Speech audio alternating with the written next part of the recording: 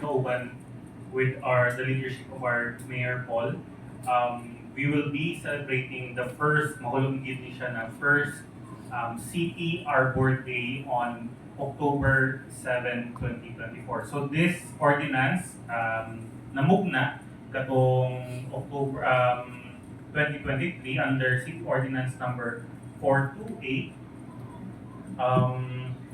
482 series of 2023 declared every first Monday of October as the City Arbor Day. So kani siya, we have the National Arbor Day every June 25 under Public Act 10176.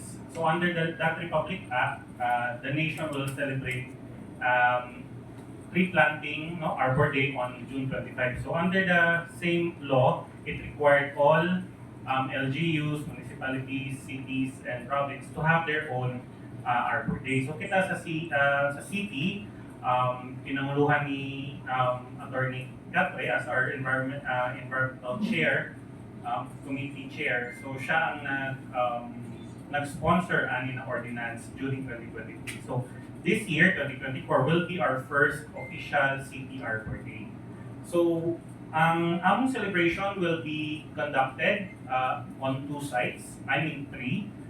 First will be on the Camille Forest Park. I think kami gyud ang Camille Forest Park na to ang common nga area or site na atong tree planting activities. So karon, together in coordination with DNR, they mentioned nga we have a 30 hectares nga National Greening Program site dito sa Barangay Mati.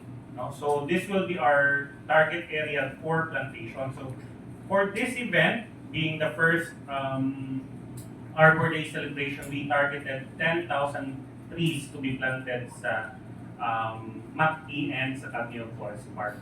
So at least 1,000 sa Camille Forest Park and 9,000 sa Barangay Mati.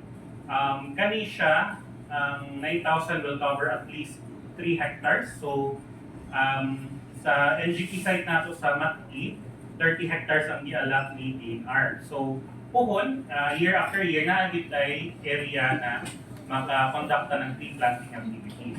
And thankful ta na karon subon na nag-uyan na adequate condition na gyud siya for tree planting. So the previous season, January to June, wala gyud tay tree planting kay grabe kay init ato na panahon. So taas ang mortality rate sa atong mga seedlings. So sakto gyud nga October mag-start ang atong planting season, especially sa mga trees.